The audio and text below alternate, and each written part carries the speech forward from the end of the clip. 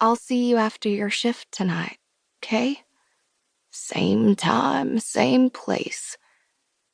I lean forward and kiss her. She smiles, but she doesn't kiss me back, and she still won't open her eyes. 2. Schmorple brains aren't pretty. The worst thing about riding the school bus is Mallory Lewis. She's the second person who gets picked up, just 2 blocks after me. The bus company wanted her to wait at my stop, but Mallory's mom complained to the school that it wasn't safe. Now, the bus picks Mallory up right outside her house. If you ask me, the only thing that would make my bus stop unsafe would be if I had to share it with Mallory. "Hi, Mallory," I say as she clomps onto the bus. She walks past me without a word. She's wearing really big headphones under her hoodie, but I don't think she would have answered even if she could hear me. Mallory is 3 inches taller than any other kid in 5th grade, which means she's 3 inches taller than any other kid in the entire school. It also means she's taller than half the teachers, and I think they're a little scared of her. That shows how smart teachers are. How bad is Mallory? Let's just say she uses the kind of words that'd get you into big trouble at school. Whenever she does it, I cover Tiffany Gamble's ears because Tiffany's only 5, which Mama says is an impressionable age. I sure don't want Tiffany doing impressions of Mallory in front of her kindergarten teacher. Tiffany gets on the bus after Mallory. She's small, but looks kind of fierce, like a character in a movie who you just know is going to grow up to be a warrior princess or president. Her dad always waits with her.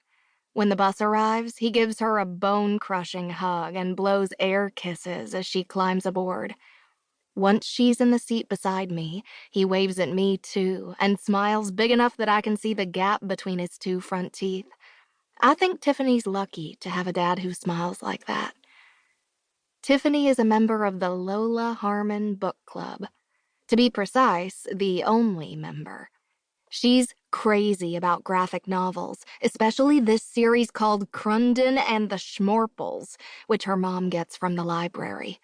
Every day, Tiffany hands me one of the books to read out loud. She has an incredible memory. If I read a book to her a few times, she almost memorizes it. Last week, she read one of them to her teacher, Ms. Kildare. Now, Ms. Kildare thinks she's making exceptional progress at reading, which is impressive for a kid who doesn't seem to know the alphabet. My friend Nick Merlo gets on the bus after Tiffany.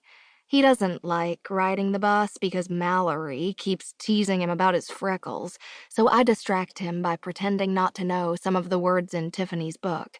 That way, Nick can help out.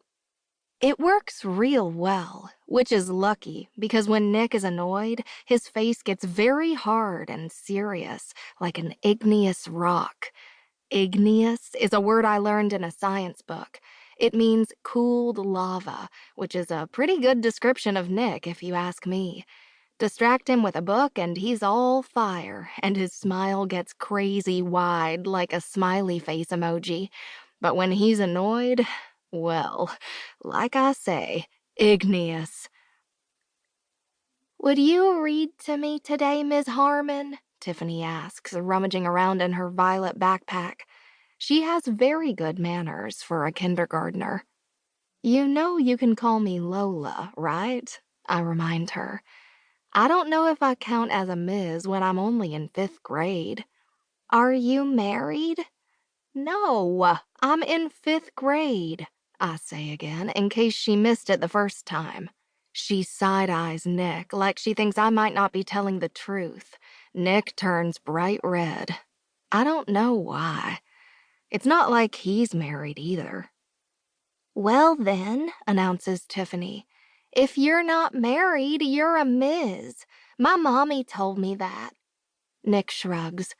Maybe his mom told him the same thing. My mama's never been married, so I guess she's a Ms. too. Seems weird for both of us to be called Ms.